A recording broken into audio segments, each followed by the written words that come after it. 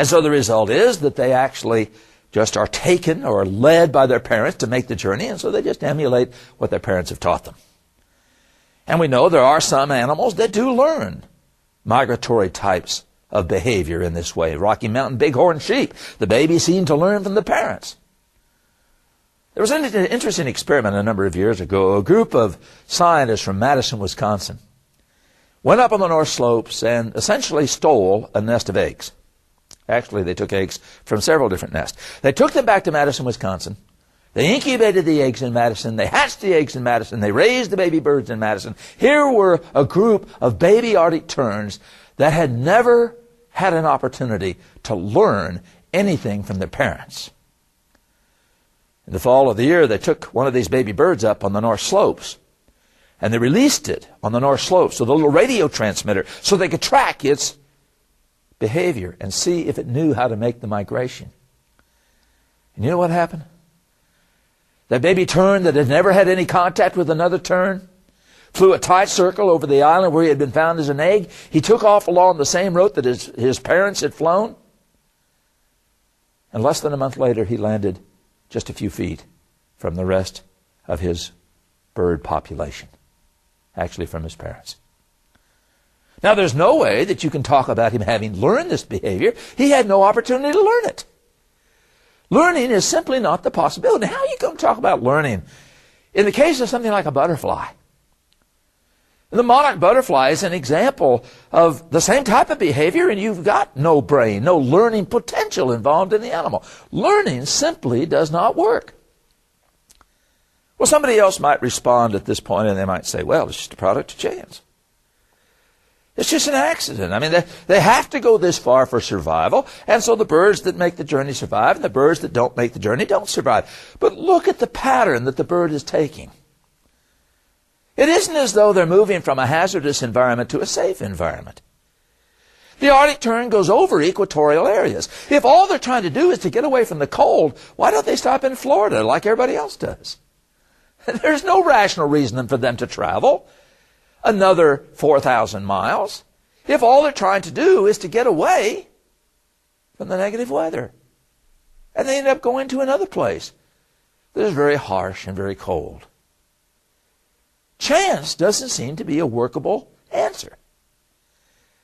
But a skeptic looking at this might say, well, okay, you're going to throw out learning, you're going to throw out chance on that kind of a basis.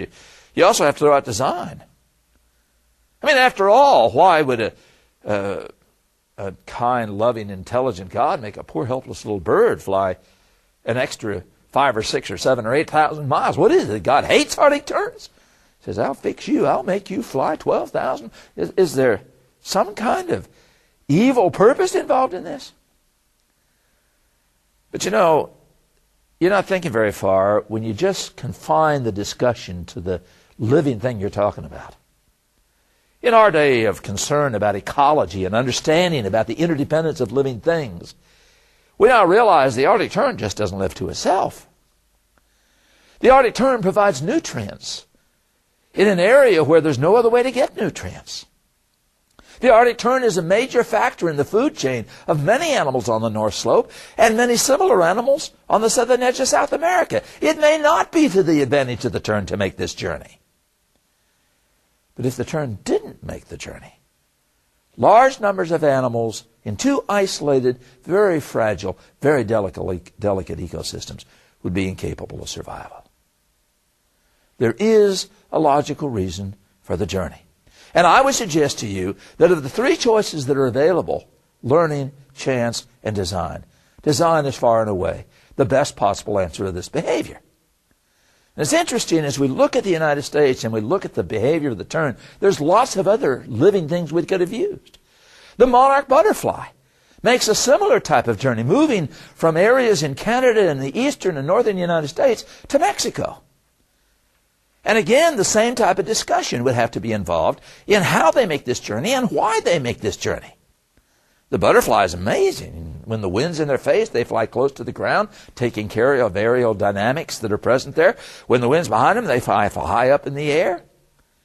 And actually, a single adult doesn't make the total journey. There will be several offspring that will be produced in the process of a year, and the offspring follow the route that the adults were traveling. And again, you can't talk about learning. You can't talk about some kind of process where it's passed on from butterfly to butterfly. You're looking in this particular visual at the different population of monarchs and where they travel to. It's another incredible example of migratory patterns. And there are dozens of examples that could be given. As a matter of fact, most of you are aware of salmon.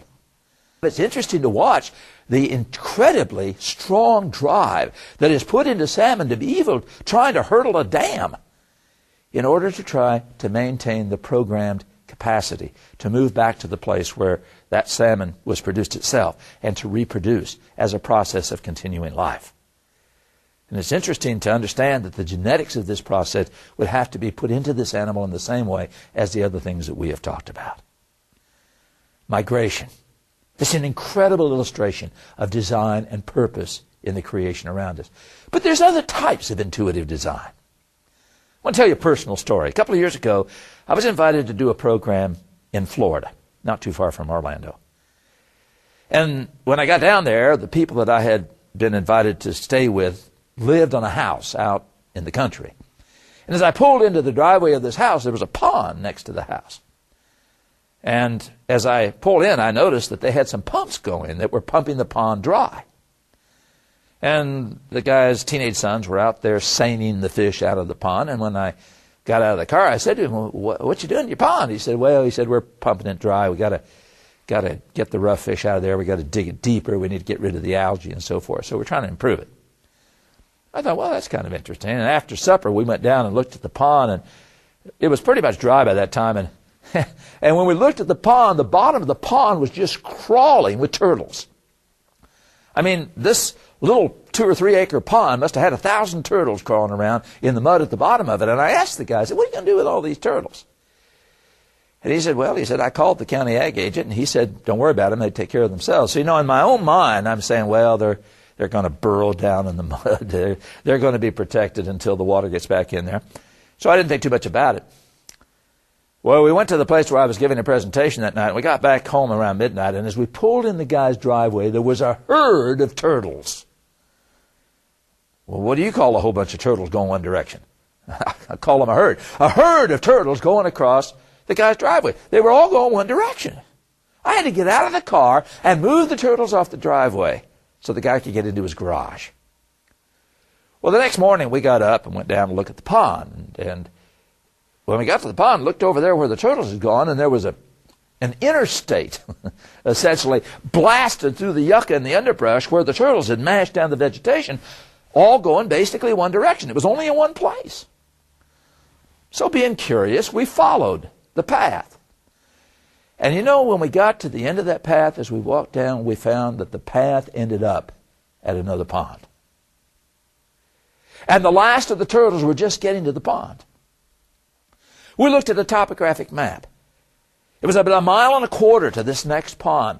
But if they had gone any other direction in the way that they went, it would have been over 8 miles to the nearest body of water. Question. How did they know the pond was there? Answer. Polarized light. Little physics lesson here. You're standing on the edge of a lake with a flat rock in your hand. If you throw the rock at the water, does it matter how you throw it as to what the rock will do? Well, yeah, I'm sure that none of you had such deprived childhoods that you didn't skip rocks. You know that if you throw the rock flat or parallel to the water, what happens is that the rock will skip. And surely you've had the joy of skipping rocks. On the other hand, if you throw the rock vertically to the water, or at a high angle to the water, the rock will penetrate.